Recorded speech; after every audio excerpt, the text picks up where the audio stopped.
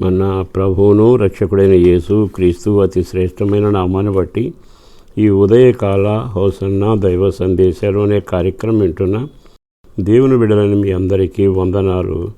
దేవుని హస్తం మీ అందరిని మెండుగా దీవించునుగాక. మీకు ఓ విషయాన్ని జ్ఞాపకం చేస్తాను. మనం ఆరాధన చేసే దేవుడు మనకు చాలినవాడు, సరిపోయినవాడు. ఒక పక్కన వెలుగై ఉన్నాడు, జీవమై ఉన్నాడు, మన పక్షాన కార్యాలు చేయగలిగిన సమర్థుడై ఉన్నాడు. ఓ రకంగా చెప్పాలి అంటే ఆయన చాలా నమ్మదగిన దేవుడు. చాలాసార్లు మన జీవితాలలో ఎవరిని నమ్మాలో ఎవరిని నమ్మకూడదో అర్థం కాక అయోమయంలో ఉంటాం. అన్నిటికంటే ఈ రోజున కుటుంబ వ్యవస్థలో నడుస్తున్నది కానీ జీవన వ్యాపారంలో మనం కనుక్కుంటున్నది దేనిలోనూ కూడా మనిషి స్థిరంగా ఉండలేకపోతా ఉన్నాడు. కానీ ఆ స్థిరం లేనప్పుడు ఆ తల్లిదండ్రులు పడే బాధ ఎంత అంత అని చెప్పను. పిల్లోడు వ్యాపారంలో స్థిరపడలేదండి, భవిష్యత్తు సెటిల్ కావలేదండి అంటే స్థిరం లేని సంఘటన జ్ఞాపకం చేసుకున్నప్పుడు తల్లిదండ్రులకు నిద్ర పట్టదు. డబ్బుంది కానీ స్థిరం జరగటంలా, చదువుకున్నాడు కానీ ఎక్కడికి వెళ్ళినా స్థిరమైన అనుభూతి లేకపోవటం బాధాకరం. ఎందుకో పరిశుద్ధాత్మ దేవుడు ఈ రోజున తేటగా మాట్లాడుతూ, సహోదరి సహోదరులారా, ఈ వాక్యాన్ని వింటూ ప్రార్థనలో ఏకీవిస్తున్న మిమ్మల్ని బట్టి నేను ఒక్కసారి మీకు చెప్పగలిగిన ఒక మాట ఏమిటో తెలుసా? మీరు ఏ ఏ విషయాల్లో స్థిరం కోరుకున్నా, స్థిరం దక్కకపోయినా, పిల్లల వివాహం కానీ, వ్యాపారం కానీ, ఉద్యోగం కానీ, ఆత్మీయ జీవితం కానీ స్థిరపరచబడకుండా వేదన పడుతూ ఉంటే ఓ నమ్మదగిన దేవుడు మనకున్నాడు కదా. ఆ దేవుని వైపు మీరు తిరిగితే మనుషులు స్థిరపరచలేరేమో కానీ, డబ్బు మనల్ని స్థిరపరచలేదేమో కానీ, మనల్నైనా మన పిల్లలనైనా స్థిరపరిచేవాడు ఒక ఆయన ఉన్నాడు. ఆయన పేరే నజరుడైన యేసు. తెస్సలోని సంఘానికి పౌలు 2వ పత్రిక రాశాడు. తెస్సలోనికి 2వ పత్రిక 3వ అధ్యాయం 3వ వాక్యంలో ఇలాగ రాయబడి ఉంది, ప్రభువు నమ్మదగినవాడు. ఎంత చక్కని మాట అండి. ఆయన మిమ్మును స్థిరపరచును, ఆయన మిమ్మును స్థిరపరచును అంటే సమస్తాన్ని స్థిరపరచడం ఆయన చేతుల్లో ఉంది. అందుకని నీవు ఆయన వైపు తిరిగితే నమ్మకంగా నీవు అప్పగించిన దాన్ని చేసి పెడతాడు. ఆకాశాన్ని విశాలపరిచాడు, ఇప్పటికీ స్థిరంగా ఉందిగా. సూర్యచంద్రుడు పరుగును స్థిరపరిచాడు, వేలాడవేసిన భూమిని స్థిరపరిచాడు, కొండలను హద్దులాగా పెట్టాడు.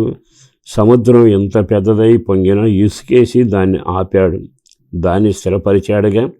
ఇసుకతో సముద్రాన్ని స్థిరపరిచిన వాడు. మరి ఇవన్నీ మనం చూస్తుంటే అంత పెద్ద పెద్ద కార్యాలు ఆయన స్థిరపరుస్తున్నాడు కదా. నీ వ్యక్తిగత జీవితంలో చిన్న చిన్న సమస్యలు నీవు కొట్టుమిట్టాడుతున్నావు. పిల్లలు సెటిల్ అవ్వలేదండి, ఒక పక్క నిద్ర పట్టట్లా, కన్నీళ్లు కారుతూనే ఉన్నాయి. ఓ సేవకుడిగా ఈరోజు ఈ వాక్యాన్ని మీతో పంచుకోవడానికి ఇష్టపడుతున్నా. దేవుని మాట జీవం కలిగింది, ఆయన నమ్మదగిన వాడు. నరుడు మాట తప్పవచ్చు, వెండి మనకు ఉపయోగపడవచ్చు, కొన్నిసార్లు ఆస్తి కూడా మనకు నిష్ప్రయోజనం అవ్వచ్చు. కానీ నమ్మదగిన దేవుడు ఉన్నాడే, ఆయన భూమిని, ఆకాశాన్ని, సముద్రాన్ని, కొండలను అన్నీ స్థిరపరిచిన వాడు.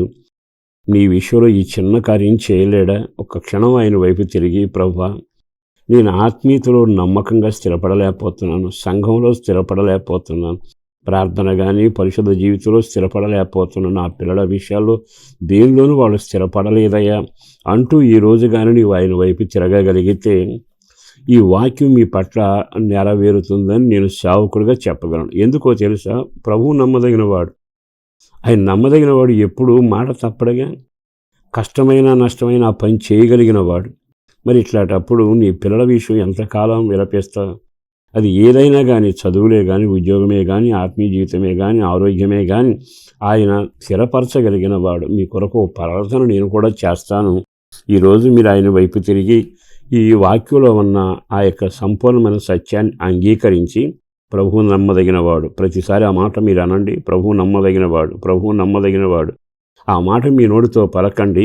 ఆ నమ్మదగినవాడు నిన్ను, నీ పిల్లల్ని, మీ పరిస్థితుల్ని, మీకున్నదంతా స్థిరపరిచి ఒక నెమ్మదిని, క్షేమాన్ని ప్రభువు మెండుగా మీకు దయచేసి స్థిరంగా సంతోషంగా సాగే రోజులు నా ప్రభువు ద్వారా మీకు కలగబోతుంది, ఆయన చేయబోతున్నాడు. పరిశుద్ధుడును ప్రేమమడిన ప్రభు వందనాలయం. పాలమైన నీ ప్రేమను బట్టి ధన్యవాదాలు.